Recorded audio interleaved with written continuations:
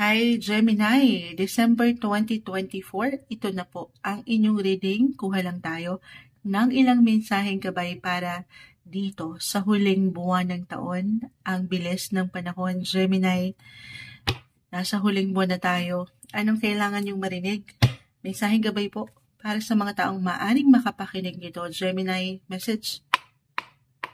Guidance para sa mga Gemini. December 2024. Ayan, tumatalon-talon.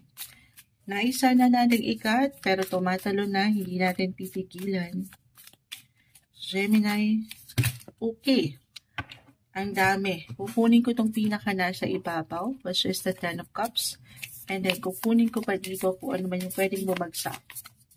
Gemini, December 2024. Will be straightforward. Mensaheng gabay lamang po. Gemini, ayan na. Ayan na, ayan na, ayan na. Nine of Swords, Reverse, the Ten of Cups, the Empress.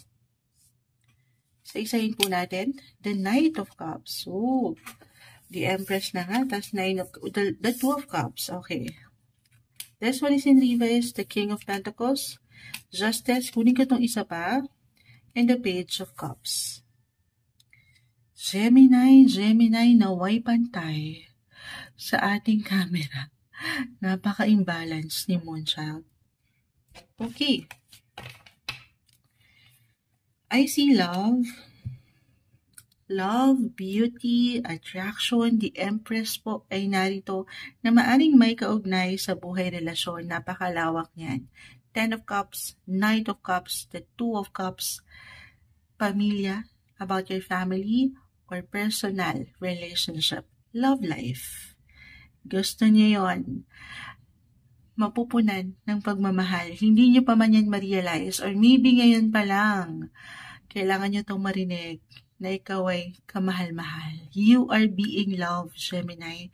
Kahit pa sa mga panahon na parang sinusubok kayo ng buhay in a relationship, or nasa partnership, if ever single, meron kang kasosyo sa negosyo, may ilang worries, pangambang umaangat dito, pero pinapaalalahanan ka ng baraha na matatanggap mo ang tamang hustisya with the Justice card.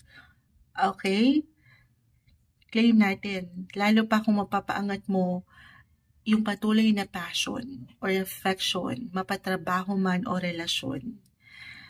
Walang masamang tinapay dito. Para bang, sabi ko nga, andyan na. Love, love, love. Love is in the air, Gemini.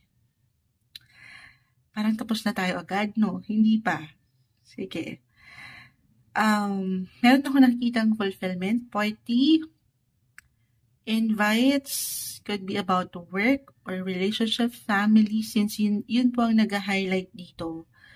Maring meron kayong pupuntahan na normal Moonchild. Holiday season, of course, merong ilang parties.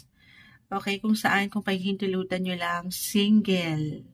Why not? Ito, regardless kung ano ang inyong relationship status, meron nga dito, may pamilya na, or meron kapareha, may ilang imbalance, yes, pero dito, umaangat yung pag-unawa, may give and take, may hustisya. Single, syempre hindi kayo papahuli kung papaangatin nyo ang pagiging bukas nyo sa ilang ganap ngayong huling buwan ng taon. Ito po, ano na yung Moonchild? The Knight of Cups, Page of Cups ay narito, umaangat ang energy ni The One. Yung matatawag nyo, Knight in Shining Armor, parating na to. Okay? Para sa ilan? For some of you na pinagtibay na ng panahon at pagkakataon in a relationship, couples, I feel na you might get engaged or even married soon. For some, okay, di kailangan ipilit ang ilang sitwasyon na hindi para sa atin. Pero I see love. Partnership area. May magagandang possibility pagdating sa point na ito. Magaganda, guys. The Empress is here. This is not the best month para malugmok sa kalungkutan or sa pangamba, pag-aalala na wag na, wala na, hindi na. You have to put yourself out there. Kasi napupuna ka, nakikita ka, ka-impress ka. Mapapakinggan ang iyong ipipresenta. Maging ano pa man yan, sumasang-ayon, ayan ang parating na sasakyan. You have nothing to worry sa akin nakikita. Although sabi ko nga mayroong umaangat dito na pag-aalala. Kaya binibigyan ko lang po ng DN na alisin yon. Hindi yun makatutulong para higit mong ma-attract yung tamang person or tamang sitwasyon para sa inyo. Deserve niyong maging masaya, so you have to stay positive. Stay positive. Ngayong huling buwan ng taon, December 2024 para sa inyo, Gemini.